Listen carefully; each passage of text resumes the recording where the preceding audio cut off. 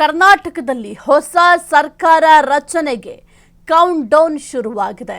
ನೂತನ ಸಿಎಂ ಜೊತೆ 10 ರಿಂದ 13 ಸಚಿವರ ಪ್ರಮಾಣ ಫಿಕ್ಸ್.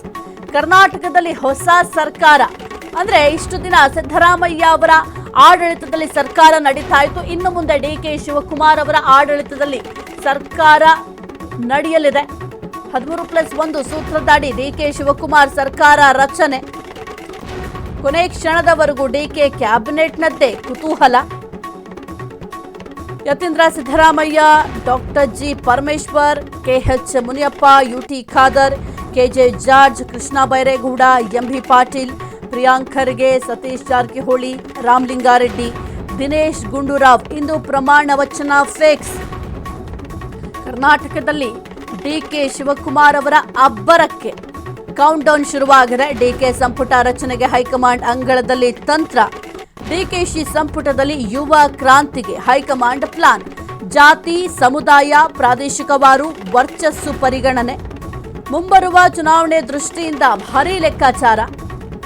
ಮೊದಲ ಹಂತದಲ್ಲಿ 10 ರಿಂದ 13 ಹಿರಿಯ ನಾಯಕರಿಗೆ ಮಂತ್ರಿ ಸ್ಥಾನ. ಹೊಸ ಮುಖ, ಅಗ್ರೆಸಿವ್ ಯುವ ಶಾಸಕರಿಗೂ ಮಂತ್ರಿ ಸ್ಥಾನ.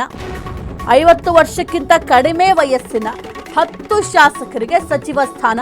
ಎರಡನೇ ಹಂತದಲ್ಲಿ 10 ಯುವ ನಾಯಕರಿಗೆ ಆದ್ಯತೆ ಫಿಕ್ಸ್. ಪ್ರತ್ಯೇಕ ಪಟ್ಟಿ ಕಳಿಸಿಕೊಡುವಂತೆ ಸಿದ್ದು ಡಿಕೆಶಿಗೆ ಸೂಚನೆ. ನಿನ್ನೆ ನಡೆದ ಸಭೆಯಲ್ಲಿ ಸಿದ್ದು ಡಿಕೆಶಿಗೆ ರಾಹುಲ್ ಗಾಂಧಿ ಅವರು ಸೂಚನೆ ಕೊಟ್ಟಿದ್ದಾರೆ. ಮಹತ್ವದ ಚರ್ಚೆಯನ್ನು ಕೂಡ ಮಾಡಿದ್ದಾರೆ ರಾಹುಲ್ ಗಾಂಧಿ ಅವರು ಸಿದ್ದರಾಮಯ್ಯ ಮತ್ತು ಡಿಕೆ ಶಿವಕುಮಾರ್ ಅವರ ಜೊತೆ. ಇನ್ನು ಡಿಕೆಶಿ ಸಂಪುಟದಲ್ಲಿ ಯುವ ಕ್ರಾಂತಿಗೆ ಹೈಕಮಾಂಡ್ ಪ್ಲಾನ್ ಮಾಡ್ತಾ ಇದೆ. ಬಹಳ ಪ್ರಮುಖವಾಗಿ ಜಾತಿ, ಸಮುದಾಯ, ಪ್ರಾದೇಶಿಕವಾರು ವರ್ಚಸ್ಸು ಇದೆಲ್ಲವನ್ನು ಕೂಡ ಪರಿಗಣನೆಗೆ ತೆಗೆದುಕೊಳ್ಳಲಾಗಿದೆ. ಮುಂಬರುವ ಚುನಾವಣಾ ದೃಷ್ಟಿಯಿಂದ ಕೂಡ ಭಾರೀ ಲೆಕ್ಕಾಚಾರ ಮಾಡಲಾಗಿದೆ. ಯಾಕೆಂತಂದ್ರೆ 2028 ಆ ಒಂದು ಸಂದರ್ಭದಲ್ಲಿ ಮತ್ತೆ ಕಾಂಗ್ರೆಸ್ ಸರ್ಕಾರ ಅಧಿಕಾರಕ್ಕೆ ಬರಬೇಕು ಅಂತಂದ್ರೆ ಈಗ ಯಾವ ರೀತಿ ಈ ಒಂದು ಸಚಿವ ಸಂಪುಟವನ್ನ ಪುನರಚನೆ ಮಾಡ್ತಾರೆ, ಜೊತೆಗೆ ಯಾವ ರೀತಿ ಆಡಳಿತವನ್ನ ನಡೆಸ್ತಾರೆ, ಕಾರ್ಯವೈಖರಿ ಯಾವ ರೀತಿ ಇರುತ್ತೆ, ಅದರ ಜೊತೆಗೆ ಜನರ ಮನಸ್ಸನ್ನ ಗೆಲ್ಲಿಕ್ಕೆ ಯಾವ ರೀತಿ ಪ್ಲಾನ್ ಮಾಡ್ಕೊಂಡಿದ್ದಾರೆ ಅದೆಲ್ಲವೂ ಕೂಡ ಬಹಳ ಮುಖ್ಯ ಆಗುತ್ತೆ. ಅದರ ಜೊತೆಗೆ GBA ಎಲೆಕ್ಷನ್ ಕೂಡ ಫೇಸ್ ಮಾಡಬೇಕಾಗತ್ತೆ. ಈಗ ಆಗಸ್ಟ್ ಒಳಗೆ ಅಂದ್ರೆ ಆಗಸ್ಟ್ 31ರ ಒಳಗೆ ಕೋರ್ಟ್ ಆದೇಶ ಇದೆ. GBA ಎಲೆಕ್ಷನ್ ಮಾಡಲೇಬೇಕು ಅಂತ ಒಂದು ಕಡೆ ಚುನಾವಣಾ ಆಯೋಗ ಕೂಡ ಸಕಲ ರೀತಿಯಲ್ಲೂ ಕೂಡ ಸಿದ್ಧತೆಯನ್ನ ಮಾಡ್ಕೊಳ್ತಾ ಇದೆ. ಆ ಒಂದು ಎಲೆಕ್ಷನ್ ಅನ್ನು ಕೂಡ ಫೇಸ್ ಮಾಡಬೇಕು. GBಯಲ್ಲಿ ಕಾಂಗ್ರೆಸ್ ಒಂದು ಅಧಿಕಾರಕ್ಕೆ ಬರಬೇಕಾಗುತ್ತೆ. ಈ ಒಂದು GBA ಎಲೆಕ್ಷನ್ ಸಂದರ್ಭದಲ್ಲಿ ಬೈ ಎಲೆಕ್ಷನ್ ಅಲ್ಲಿ ಯಾವ ರೀತಿ ಗೆದ್ರು ಅದೇ ರೀತಿ GBA ಮೇಲೂ ಕೂಡ ಕಂಡಿಟ್ಟಿದ್ದಾರೆ. ಹಾಗಾಗಿ ಸಾಕಷ್ಟು ಸವಾಲುಗಳಿದ್ದಾವೆ. ಆ ಎಲ್ಲಾ ಸವಾಲುಗಳನ್ನು ಕೂಡ ನಿಭಾಯಿಸಬೇಕು ಅಂತಂದ್ರೆ ಈಗ ಸದ್ಯಕ್ಕೆ ಏನೆಲ್ಲ ಮಾಡಬೇಕಾಗತ್ತೆ, ಕಾಂಗ್ರೆಸ್ನಲ್ಲಿ ಚೇಂಜಸ್ ಅನ್ನೋದು ಕೂಡ ಬಹಳ ಮುಖ್ಯ ಆಗುತ್ತೆ. ಒಟ್ಟಿನಲ್ಲಿ ಭಾರೀ ಲೆಕ್ಕಾಚಾರವನ್ನ ಹೈಕಮಾಂಡ್ ಮಾಡಿದೆ. ಜೊತೆಗೆ ಡಿಕೆ ಶಿವಕುಮಾರ್, ಸಿದ್ದರಾಮಯ್ಯ ಅವರು ಕೂಡ ಭಾರೀ ಲೆಕ್ಕಾಚಾರವನ್ನ ಹಾಕಿ ಹೊಸಬರಿಗೆ ಮಣೆ ಹಾಕುವ ಸಾಧ್ಯತೆಗಳಿದ್ದಾವೆ. ಈ ಒಂದು ಸಚಿವ ಸಂಪುಟದಲ್ಲಿ ಮೊದಲ ಹಂತದಲ್ಲಿ 10 ರಿಂದ 13 ಹಿರಿಯ ನಾಯಕರು ಅಂದ್ರೆ ಅವರ ಹಿರಿತನ ಅನುಭವಕ್ಕೆ ಮೊದಲ ಆದ್ಯತೆಯನ್ನು ನೀಡಲಿಕ್ಕೆ ನಿರ್ಧಾರವನ್ನು ಮಾಡಿಕೊಂಡಿದ್ದಾರೆ. ಅಂದ್ರೆ ಡಿಕೆ ಶಿವಕುಮಾರ್ ಅವರ ಜೊತೆಗೆ ಇನ್ನೂ ಕೂಡ ಒಂದು 10 ರಿಂದ 13 ಸಚಿವರು ಪ್ರಮಾಣ ವಚನವನ್ನು ಕೂಡ ಸ್ವೀಕಾರ ಮಾಡಲಿದ್ದಾರೆ. ಜೊತೆಗೆ ಹೊಸ ಮುಖ, ಅಗ್ರೆಸಿವ್ ಯುವ ಶಾಸಕರೇನಿದ್ದಾರೆ ಅವ್ರಿಗೂ ಕೂಡ ಮಂತ್ರಿ ಸ್ಥಾನವನ್ನು ನೀಡಲಿಕ್ಕೆ ಪ್ಲಾನ್ ಮಾಡಿಕೊಂಡಿದ್ದಾರೆ. ಅಂದ್ರೆ ಯುವ ಸಮೂಹವನ್ನ ಸೆಳೆಯಲು ಅಂದ್ರೆ ರಾಜಕೀಯಕ್ಕೆ ಯುವ ಸಮೂಹದವರು ಕೂಡ ಬರಲಿಕ್ಕೆ ಪ್ರೇರಣೆಯನ್ನ ನೀಡಲಿಕ್ಕೆ ಈ ರೀತಿಯಾಗಿ ಹೊಸ ಪ್ಲಾನ್ಗಳನ್ನ ಮಾಡ್ತಾ ಇದ್ದಾರೆ. ಇನ್ನು 50 ವರ್ಷಕ್ಕಿಂತ ಕಡಿಮೆ ವಯಸ್ಸಿನ 10 ಶಾಸಕರಿಗೆ ಸಚಿವ ಸ್ಥಾನವನ್ನು ನೀಡಲಿಕ್ಕೆ ಪ್ಲಾನ್ ಅನ್ನ ಮಾಡಿಕೊಂಡಿದ್ದಾರೆ. ಇನ್ನು ಎರಡನೇ ಹಂತದಲ್ಲಿ 10 ಯುವ ನಾಯಕರಿಗೆ ಆದ್ಯತೆ ನೀಡೋದಂತೂ ಫಿಕ್ಸ್. ಅಂದ್ರೆ ಯಾವ ರೀತಿ ಕೆಲಸ ಕಾರ್ಯಗಳನ್ನ ಮಾಡ್ತಾ ಇದ್ದಾರೆ ಯುವ ನಾಯಕರಲ್ಲಿ ಬಹಳ ಒಂದು ಚೂಸಿ ಆಗಿರ್ತಾರೆ. ಯಾಕೆಂತಂದ್ರೆ ಈಗ ಯುವಕರನ್ನ ಆಯ್ಕೆ ಮಾಡಬೇಕು ಅಂತಂದ್ರೆ ಅವರಿಗೆ ಯಾವ ರೀತಿ ಜನಬಲ ಇದೆ ಅನ್ನೋದು ಕೂಡ ಬಹಳ ಮುಖ್ಯ ಆಗುತ್ತೆ. ಕ್ಷೇತ್ರಕ್ಕೆ ಸಂಬಂಧಪಟ್ಟಂತೆ ಯಾವ ರೀತಿ ಕೆಲಸ ಕಾರ್ಯಗಳನ್ನ ಮಾಡಿದ್ದಾರೆ, ಜನರ ನಡುವೆ ಹೋಗಿ ಕೆಲಸ ಕಾರ್ಯಗಳನ್ನ ಮಾಡ್ತಾರ, ಜೊತೆಗೆ ಜನರ ಸಂಪರ್ಕ ಯಾವ ರೀತಿ ಇದೆ. ಯಾಕೆಂತಂದ್ರೆ ಬಹಳ ಮುಖ್ಯ ಅಂತಂದ್ರೆ ಜನರ ಜೊತೆ ನಿಲ್ಲೋದು, ಜನರ ಸಮಸ್ಯೆಗಳನ್ನ ಆಲಿಸುವಂತ ಕೆಲಸ ಕಾರ್ಯಗಳನ್ನ ಮಾಡಬೇಕಾಗುತ್ತೆ, ಜನರ ಮನಸ್ಸನ್ನ ಗೆಲ್ಲುವಂಥವರಾಗಿರ್ಬೇಕು. ಹಾಗಾಗಿ ಇದೆಲ್ಲವನ್ನು ಕೂಡ ಲೆಕ್ಕಾಚಾರ ಹಾಕಿ ಎರಡನೇ ಹಂತದಲ್ಲಿ 10 ಯುವ ನಾಯಕರಿಗೆ ಆದ್ಯತೆ ನೀಡಲು ಪ್ಲಾನ್ ಮಾಡಿಕೊಂಡಿದ್ದಾರೆ. ಇನ್ನು ಪ್ರತ್ಯೇಕವಾಗಿ ಪಟ್ಟಿಯನ್ನು ಕೂಡ ಕಳುಹಿಸಿಕೊಡಬೇಕು ಅಂತ ರಾಹುಲ್ ಗಾಂಧಿ ಅವರು ಸಿದ್ದರಾಮಯ್ಯ ಮತ್ತು ಡಿಕೆ ಶಿವಕುಮಾರ್ ಅವರಿಗೆ ಸೂಚನೆ ಕೂಡ ನೀಡಿದ್ರು. ಏನು ನಿನ್ನೆ ಮಹತ್ವದ ಸಭೆಯಾಯಿತು. ಈ ಮಹತ್ವದ ಸಭೆಯಲ್ಲಿ ಸಾಕಷ್ಟು ವಿಚಾರಗಳ ಬಗ್ಗೆ ಚರ್ಚೆ ಕೂಡ ಮಾಡಲಾಯಿತು. ಆ ಒಂದು ವಿಚಾರಗಳಲ್ಲಿ ಬಹಳ ಬಹಳ ಪ್ರಮುಖವಾಗಿ ಈ ಒಂದು ಸಚಿವ ಸ್ಥಾನದ ಕುರಿತು ಕೆಲವೊಂದಿಷ್ಟು ಪಟ್ಟಿಯನ್ನು ಪ್ರತ್ಯೇಕವಾಗಿ ರೆಡಿ ಮಾಡಿ ನನಗೆ ಕಳುಹಿಸಿಕೊಡಬೇಕು ಅಂತ ಕೂಡ ರಾಹುಲ್ ಗಾಂಧಿ ಅವರು ಸೂಚನೆಯನ್ನು ಕೊಟ್ಟಿದ್ದಾರೆ. ಒಟ್ಟಿನಲ್ಲಿ ಕರ್ನಾಟಕದಲ್ಲಿ ಈಗ ಹೊಸ ಆಡಳಿತ ಶುರುವಾಗಲಿದೆ. ಡಿ.ಕೆ. ಶಿವಕುಮಾರ್ ಅವರ ಆರ್ಭಟ ಶುರುವಾಗಲಿದೆ. ಇನ್ನು ಸರ್ಕಾರ ರಚನೆಗೂ ಕೂಡ ಈಗ ಕೌಂಟ್ ಡೌನ್ ಶುರುವಾಗಿದೆ. ನೂತನ ಸಿಎಂ ಆಗಿ ಡಿ.ಕೆ. ಶಿವಕುಮಾರ್ ಅವರ ಪಟ್ಟಾಭಿಷೇಕ ನೆರವೇರಲಿದೆ. ಅದರ ಜೊತೆಗೆ ಇನ್ನೂ ಕೂಡ 10 ರಿಂದ 13 ಸಚಿವರು ಕೂಡ ಪ್ರಮಾಣ ವಚನವನ್ನು ಒಂದು ಸ್ವೀಕಾರ ಮಾಡಲಿದ್ದಾರೆ. ಈ ಒಂದು 10 ರಿಂದ 13 ಸಚಿವರೇನಿದ್ದಾರೆ ಎಲ್ಲರೂ ಕೂಡ ಹಿರಿಯರಾಗಿರ್ತಾರೆ. ಅಂದರೆ ಹಿರಿತನದ ಆಧಾರದ ಮೇಲೆ, ಜೊತೆಗೆ ಅವರಿಗೆ ಪಕ್ಷದಲ್ಲಿ ಎಷ್ಟು ಅನುಭವ ಇದೆ, ರಾಜಕೀಯ ಅನುಭವ ಯಾವ ರೀತಿ ಇದೆ ಅದೆಲ್ಲವನ್ನು ಕೂಡ ಪರಿಗಣನೆಗೆ ತೆಗೆದುಕೊಂಡು, ಅದರ ಜೊತೆಗೆ ವರ್ಚಸ್ಸು ಕೂಡ ಬಹಳ ಮುಖ್ಯ ಆಗುತ್ತೆ. ಇದೆಲ್ಲವನ್ನು ಕೂಡ ಪರಿಗಣನೆಗೆ ತೆಗೆದುಕೊಂಡು ಮೊದಲ ಹಂತದಲ್ಲಿ ಪ್ರಮಾಣ ವಚನವನ್ನು ಕೂಡ ಸ್ವೀಕಾರ ಮಾಡಲಿದ್ದಾರೆ. ಈಗ ಯಾವ ನಿರ್ಧಾರವನ್ನ ಹೈಕಮಾಂಡ್ ತೆಗೆದುಕೊಳ್ಳುತ್ತೆ ಆ ಎಲ್ಲಾ ನಿರ್ಧಾರಗಳು ಕೂಡ ಮುಂಬರುವ ಚುನಾವಣೆಯ ಮೇಲೆ ಪರಿಣಾಮ ಬೀರುತ್ತೆ. ಹಾಗಾಗಿ ಭಾರೀ ಲೆಕ್ಕಾಚಾರವನ್ನ ಹೈಕಮಾಂಡ್ ಮಾಡಿಕೊಂಡಿದೆ. ಈ ಕುರಿತು ಹೆಚ್ಚಿನ ಮಾಹಿತಿ ನೀಡ್ತಾರೆ ನಮ್ಮ ಪ್ರತಿನಿಧಿ ಮಾರುತಿ. Very good morning. ಸದ್ಯಕ್ಕೆ ಕರ್ನಾಟಕದಲ್ಲಿ ಹೊಸ ಸರ್ಕಾರ ರಚನೆಗೆ ಕೌಂಟ್ ಡೌನ್ ಕೂಡ ಶುರುವಾಗಿದೆ. ಜೊತೆಗೆ ನೂತನ ಸಿಎಂ ಆಗಿ ಡಿ.ಕೆ. ಶಿವಕುಮಾರ್ ಅವರ ಪದಗ್ರಹಣ ಕಾರ್ಯಕ್ರಮ ಕೂಡ ಜರುಗಲಿದೆ ಸಂಜೆ 4:05. ಏನೆಲ್ಲ ಅಪ್ಡೇಟ್ ಇದೆ ಒಂದು ವಿಚಾರಕ್ಕೆ ಸಂಬಂಧಪಟ್ಟಂತೆ, ಜೊತೆಗೆ ಯಾವ ರೀತಿ ಸಿದ್ಧತೆಯನ್ನ ಮಾಡ್ಕೊಳ್ತಾ ಇದ್ದಾರೆ ಮಾರುತಿ? ಸಾಹಿತ್ಯ ಇನ್ನೇನು ಕೆಲವೇ ಗಂಟೆಗಳು ಮಾತ್ರ ಹೊಸ ಸರ್ಕಾರ ರಚನೆಗೆ ಬಾಕಿ ಇರುವಂಥದ್ದು. ಅಂದರೆ ಇವತ್ತು ಸಂಜೆ 4:05 ಡಿ.ಕೆ. ಶಿವಕುಮಾರ್ ಅವರು ನೂತನ ಮುಖ್ಯಮಂತ್ರಿಯಾಗಿ ಪದಗ್ರಹಣ ಆಗ್ತಾ ಇರೋಂಥದ್ದು ಸಾಕಷ್ಟು ಮಹತ್ವವನ್ನು ಪಡ್ಕೊಂಡಿರೋದು. ಯಾಕೆಂದರೆ ಪ್ರಮುಖವಾಗಿ ಸತತ 6 ವರ್ಷಗಳ ಕಠಿಣ ಅಂದರೆ KPCC ಅಧ್ಯಕ್ಷರಾಗಿ 6 ವರ್ಷಗಳ ಕಠಿಣ ಶ್ರಮ ಮತ್ತು ಪಕ್ಷದಲ್ಲಿ 40 ವರ್ಷಗಳ ಕಠಿಣ ಶ್ರಮದ ಮೇರೆಗೆ ಇವತ್ತು CM ಆಗಿ ಅವರು ಅಧಿಕಾರವನ್ನು ಸ್ವೀಕಾರ ಮಾಡ್ತಾ ಇರೋಂಥದ್ದು. ಈ ಅಧಿಕಾರ ಸ್ವೀಕಾರ ಸಂದರ್ಭದಲ್ಲಿ ರಾಹುಲ್ ಗಾಂಧಿ, ಮಲ್ಲಿಕಾರ್ಜುನ ಖರ್ಗೆ, CM ಸಿದ್ದರಾಮಯ್ಯ ಮತ್ತು ಅದೇ ರೀತಿ ಪಕ್ಷದ ಪ್ರಮುಖರಾಗಿರ್ಬೋದು ಮತ್ತು ನಟರು ಮತ್ತು ಸಾಮಾಜಿಕ ಹೋರಾಟಗಾರರು ಆಗಿರ್ಬೋದು ಮತ್ತು ಈ ರೀತಿಯಾದಂಥ ಎಲ್ಲ ನಾಯಕರು ಕೂಡ ಅಂದರೆ ಬೇರೆ ರಾಜ್ಯದ CMಗಳು ಕೂಡ ಈ ಪದಗ್ರಹಣದಲ್ಲಿ ಭಾಗಿಯಾಗುವ ಸಾಧ್ಯತೆ ಇರುವಂಥದ್ದು. ಪ್ರಮುಖವಾಗಿ ಇವತ್ತಿನ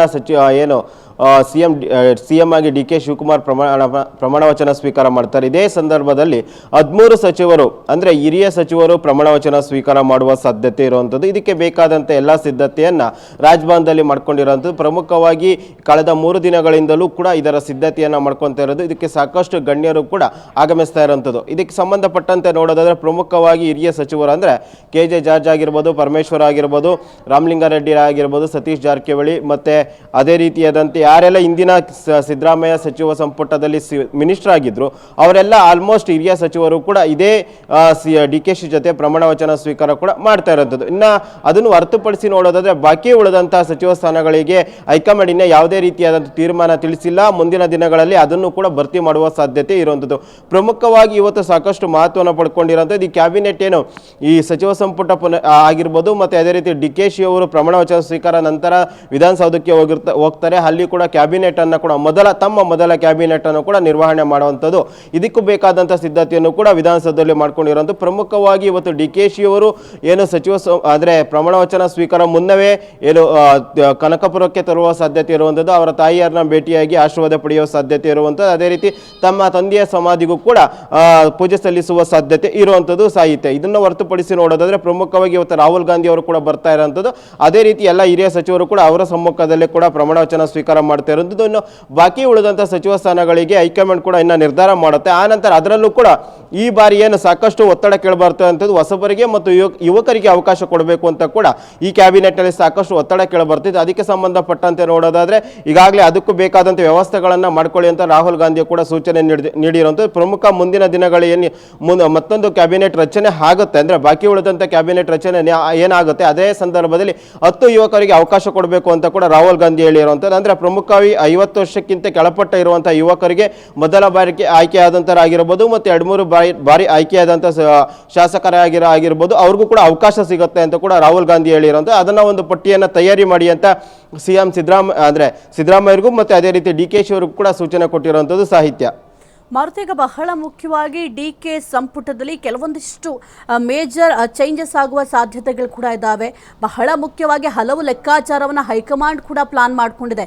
ಮುಂಬರುವಂತಹ ಎಲೆಕ್ಷನ್ ಕೂಡ ದೃಷ್ಟಿಕೋನದಲ್ಲಿ ಇಟ್ಕೊಂಡು ಈ ಒಂದು ಸಚಿವ ಸಂಪುಟವನ್ನು ರಚನೆ ಮಾಡಬೇಕಾಗುತ್ತೆ.